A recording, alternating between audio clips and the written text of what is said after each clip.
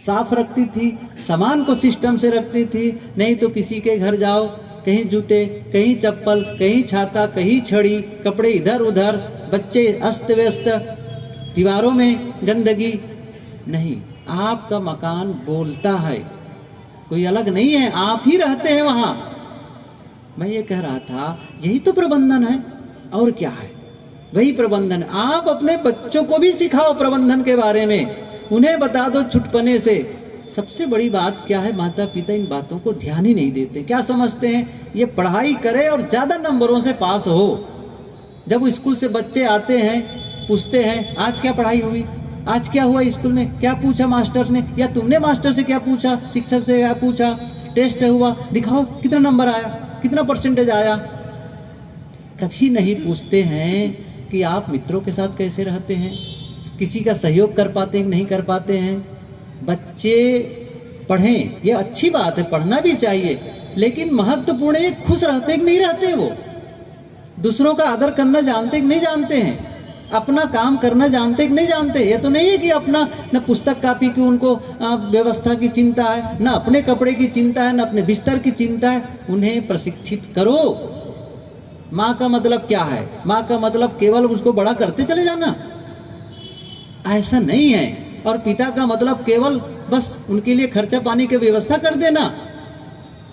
माता पिता का दायित्व है, घर वालों का, दादा दादी का दायित्व है कि आप छोटे बच्चे को अच्छे इंसान के रूप में विकसित करो, डेवलप करो। उन्हें बचपने से सिखाना शुरू कर दो। आप अपना बिस्तर साफ रखो, चादर पर सिकन न हो, अपने कमरे की सफाई करो, अपने कपड़े धो, सिखाओ। अपनी पुस्तक कापी की व्यवस्था करो, अपने जूते चप्पल की व्यवस्था करो, अपने बूट में फालिश स्वयं करो। कौन सिखाएगा? दूसरों का सम्मान कैसे किया जाता है, दूसरों के साथ रहा कैसे जाता है, घर में ही बड़े बुजुर्ग हैं उनके साथ कैसे व्यवहार करना चाहिए, कौन सिखाएगा? यही तो प्रबंधन है जीवन को, केवल शब्दों में नहीं होना है। ये कब होगा? जब स्वयं अपने जीवन का प्रबंधन करेंगे।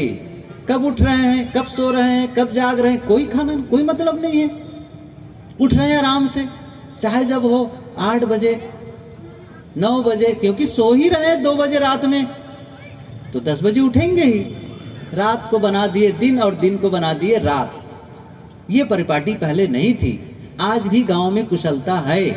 घर की माताएं जल्दी उठ जाती हैं सुबह सुबह, वहां भी भाई लोग जल्दी उठ करके अपने काम में लग जाते हैं। हम लोग तो जाते हैं ना, हर बार थोड़ी शहर में रहते हैं, गांव में भी भ्रमण करना होता है। हम लोग देखते हैं जब हम लोग सुबह वॉकिंग में जाते हैं 4:30-5 बजे, तब देखते हैं गांव के लोग उठ गए हैं, गाय के पशुओं के जतन में लगे हुए, माताएं झाड़ू लगाने में लग गई हुई, सफाई में लग गई हैं। लेकिन शहरों में ये नहीं कि सब लोग ऐसा करते, मैं नहीं कह रहा हूं कि सबको लोग ऐसा करते हैं, लेकिन होना क्या चाहिए? समय से सो, समय से जागो। क्यों?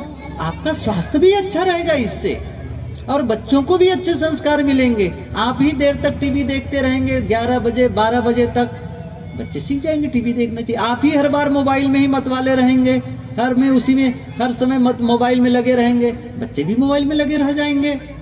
आप जो बच्चों को मोबाइल में लिप्त कर देते हो, आप नहीं जानते कि बच्चे का कितना बड़ा नुकसान करते हैं। छोटे बच्चों को मोबाइल से दूर रखो। आज तो इन बातों को कहना जंगल में रोना है, कौन सुनेगा? जीवन का प्रबंधन का मतलब है आप स्वयं भी अच्छे पथ पर चलें और अपने बच्चों को भी अच्छे पथ पर चलने की प्रशिक्षित करें। आपस में ही आप लोग लड़ रहे हैं, पति और पत्नी, सास और बहू, बच्चे देखकर क्या करेंगे? उनको भी लगता है बस अब यही एक तरीका है जीने का। क्या बताऊं मैं, जब माता पिता को लड़ते देखते हैं बच्चे, तो जानते हैं कितनी बड़ी त्रासदी होती है बच्चों के लिए। सबसे बड़ी समस्या होती बच्चों को, वह अपने आप को असुरक्षित महसूस करते हैं, क्योंकि यही तो है सुरक्षा देने वाले, और दोनों ही लड़ रहे हैं, अपने आप को असुरक्षित महसूस करते हैं। और दूसरी समस्या क्या होती है? जब माता और पिता को दोनों को लड़ते देखते हैं, तो बच्चों की स्थिति क्या होती है? हम माँ का साथ दें कि पिता का साथ दें? और इस त्रासदी में उनका बौद्धिक विकास, मानसिक विकास, शारीरिक विकास सब थम जाता है, प्रगति नहीं होती है। इसलिए कम से कम बच्चों के हित के लिए और उसमें आपका भी हित समाया है। बच्चों के सामने लड़ो मत, देखो मत। छोटी छोटी बातों में व्यंग भरी बातें, ऐसी बातें बोलते हैं जिससे सामने वाले को तकलीफ हो। ये कितना गंदा है। सोचो जरा से, मैं कभी कभी ये बात को, हम लोग सबके सभी इस बात को सोचें। आपके मन में एक भाव जगा कि मैं बोलूं उससे सामने वाले को तकलीफ हो, इसका मतलब क्या हुआ? इसका मतलब आपने भीतर में एक गंदगी को पैदा की है। पहले मैं कई बार कहता हूं, मैं किसी को गाली दूं, कटु बोलूं, तो उस गाली को पहले मैं पैदा करूंगा तब तो दूंगा भाई। गाली को आदमी पहले जीता है, अर्थात अपने भीतर में जहर घोलता है, तब वो वाणी से जहर निकालता है। अब इतना गंदा मन वाला आदमी दूसरों को सुख कहां से दे सकता है? पहले ही सोच लो इस चीज को, मुझे कटु नहीं बोलना है। क्योंकि जो भी सदस्य, मैंने कहा ना, ये देवी और देवता है, चाहे वो बेटी हो, चाहे बहू हो, चाहे सास हो, ससुर हो, बेटा हो, भाई हो, ननद हो, कोई हो, ये सब कौन है? प्राणी ही तो है अपने।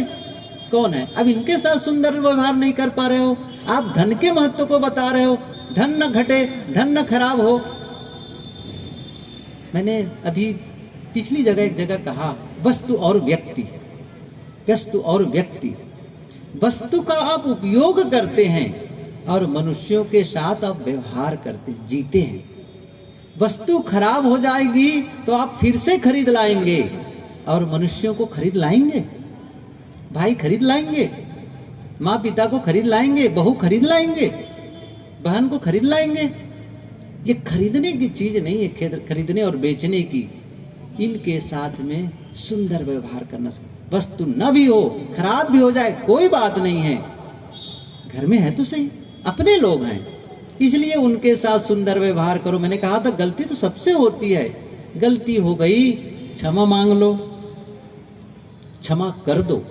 ये क्षमा गम से ही जीना जरूरी है, नहीं तो न तो आपकी पढ़ाई काम आएगी, ना आपका धन काम आएगा, ना आपका पद काम आएगा, कोई काम नहीं आएगा। क्यों? आपस में जहां मन मुटाव है, आप सुख से रह नहीं पाएंगे, दोनों नहीं रह पाएंगे। घर के लोग भी परेशान होंगे उसको लेकर के। नहीं, एक दूसरे के साथ में आदर का भाव, कोई बात नहीं, लेट गो भी करना सीखें, छोड़ो इन बातों को, कोई बात नहीं। कई बार तो क्या होता है, गलती नहीं होती तो भी क्षमा मांग लो, छोड़ो, गलती हिसाब किताब नहीं करना है। क्योंकि सामने वाले तो समझदारी को परिचय नहीं दे रहा है, अपना समझदार बन जाओ, कहां तक जाओगे उसको। किसी ने बहुत सुंदर कहा है कि क्षमा मांगने का यह अर्थ नहीं है कि मैं गलत बोल